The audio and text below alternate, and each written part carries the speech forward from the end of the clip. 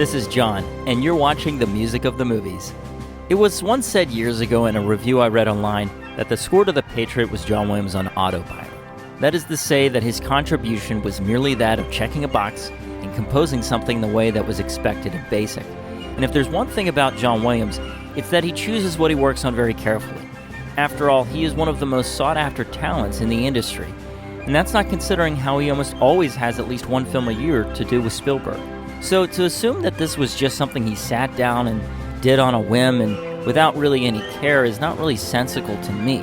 Also, this was the year 2000, where John Williams was actually nominated for an Academy Award for this score to The Patriot. Even to this day, The Patriot remains one of my favorite scores of John Williams, both because it's fun to listen to, but also has some really great character development.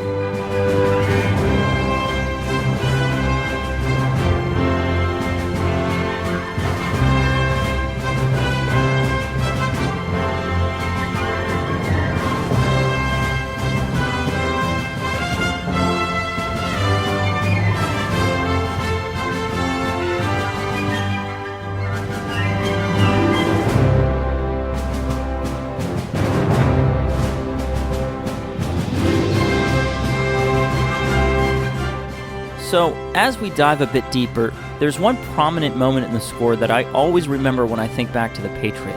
And no, it's actually not the main theme. It's not the big, epic moments that happen. For me, it's a very, very small and equally, I guess, big part of the movie. And you might remember it at various moments.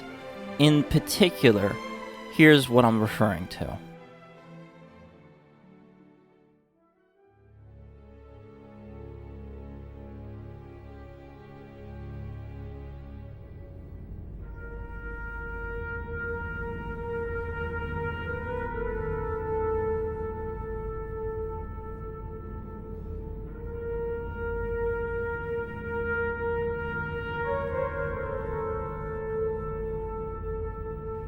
It's that haunting, sour-sounding trumpet solo.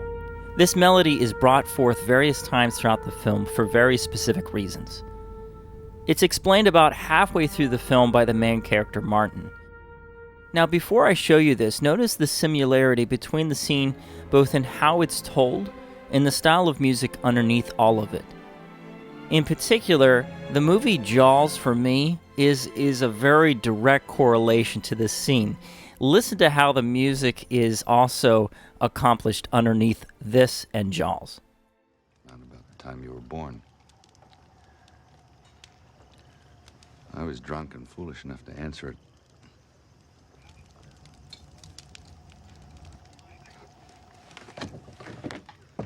The French and the Cherokee had raided along the Blue Ridge.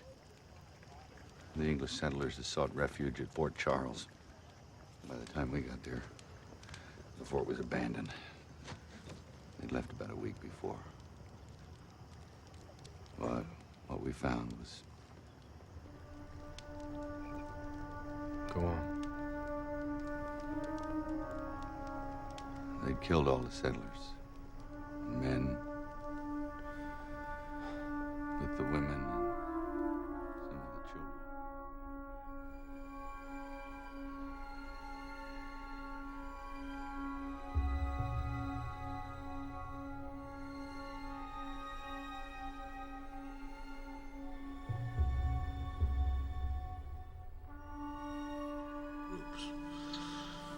You know, it's kind of like old squares in a battle, like you see in a calendar, like the Battle of Waterloo, and the idea was, shark comes the nearest man, that man he starts pounding and hollering and screaming, and sometimes the shark goes.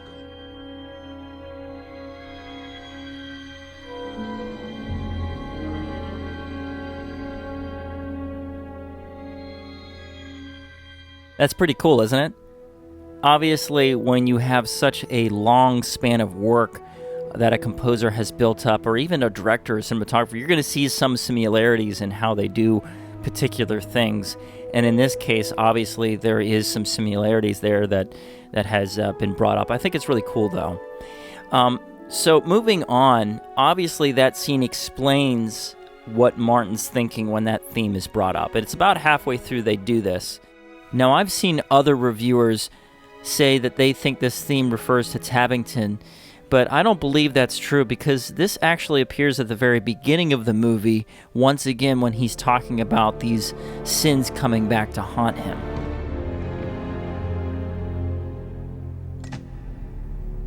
I have long feared that my sins would return to visit me. And the cost is more than I can bear. Moving on from here, though, comes what I feel is probably one of the most effective uses of this particular theme. Martin loses his son to one of the British soldiers. When he goes to try to save his other son from the British, he goes on this incredible amount of rage and anger and takes it all out on this British soldier with a hatchet. And in that moment, obviously, there's a lot of this emotion that John Williams brings out in the score, but he ends it on this solo trumpet that, once again, is to remind us and set that tone for later in the movie of these sins coming back to haunt him and him reliving the brutality.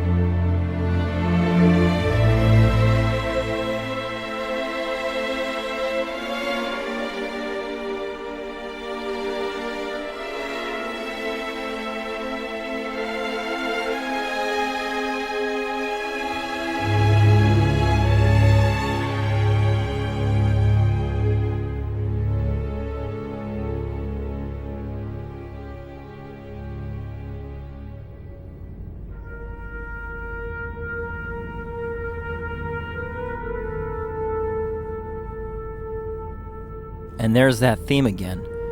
Let's talk a little bit more, though, about this particular theme. First of all, it's played solo. And that's important to remember because playing it solo communicates to the audience that this is personal. Unlike the epic moments found throughout the score that has a large orchestra making it happen, this is solo, which means it's very personal. Second of all, it's played on a trumpet. And that's also relevant because, and again, this could be more of an opinion type thing, but for me it communicates a certain level of duty and patriotism, something that has driven this character to commit these acts to start with. And that's also very, very important because you hear that and you go, okay, so this is sort of militaristic and patriotic. But that brings me to my third point, the melody. Now, the melody, obviously, in a certain way, could be said, okay, well, maybe this is sort of patriotic, but obviously it's not completely. In fact, it's not very positive sounding. It almost sounds off-key. And the idea that's being told here is that this heroic patriotism has been corrupted and disturbed. It's not entirely right. And it's also, as I mentioned earlier, haunting. It just sticks with you. It's just like it sticks with the main character. And to this day, I have yet to forget this melody. And if there's anything to be said about the score and those who doubt its power, I ask you to really take this melody in and understand its impact. The solo trumpet playing this very haunting melody communicates a tremendous amount of character behind Martin and even Tabington and his kids. And anytime you hear it, there's a lot that's being told in it. The next part I want to talk about is something called Tabington's Trap. And after a series of lost battles against Martin, Tabington has had it with Martin and his methods and decides to plan an ambush. And in doing so, we get this really darker moment brought out in the score. It has a great sense of urgency and timing to it as we see this plan unfold.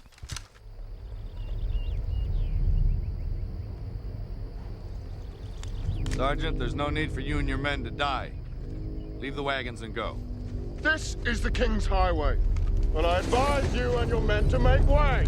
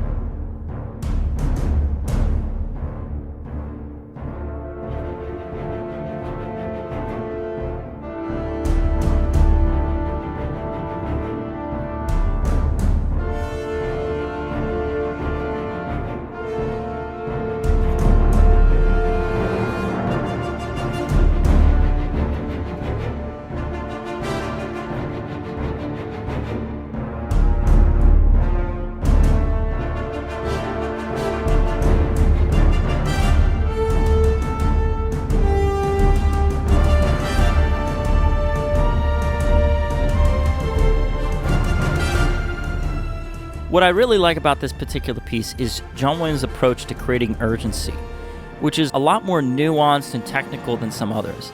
Now, I love Hans Zimmer and his use of things like clocks and percussion to create urgency. What I find fascinating about John Williams is how he uses very traditional and a little bit more classical ways of accomplishing that same idea of urgency and timing. Moving on to the last piece I want to highlight is the final battle between Martin and Tavington. So let's just start this off here, and I'm going to talk about something specifically coming up.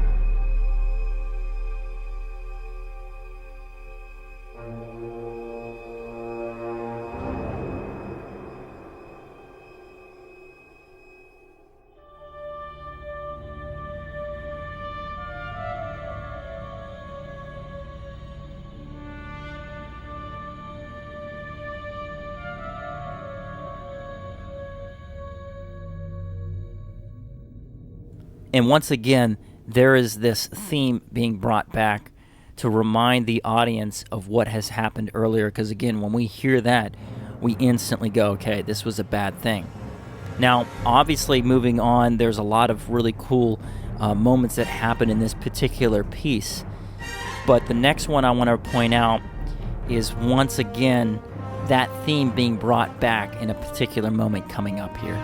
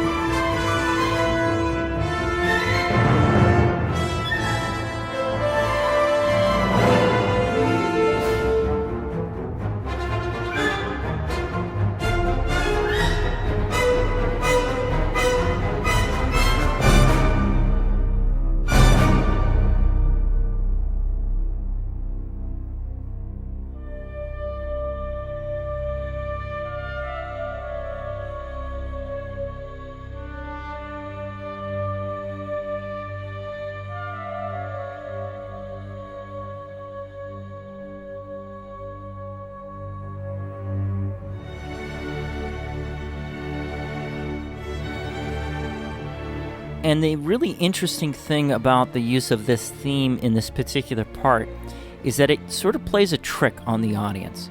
You see, up until this point, anytime you hear this song, something bad has just happened or something bad is going to happen. And you hear that theme being brought back and you're going, okay, this is it. On top of that, you got to remember, in the same decade, just 5 years prior, another big movie, Braveheart, had come out where Mel Gibson's character died, also battling for the rights of his people. And so the audience is left really wondering if he's going to make it out of this. I mean, after all, he, died in Braveheart. I have no doubt that this was all very intentional on both the director's end and John Williams. They wanted the audience to really question whether or not he'd make it.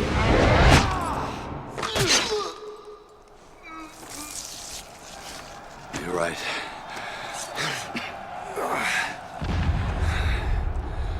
My sons were better men.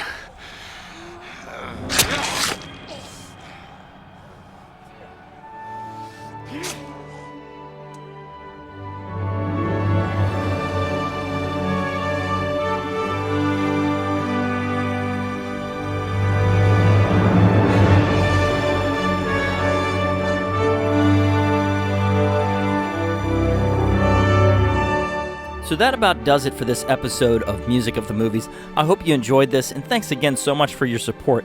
As always, stay tuned for more.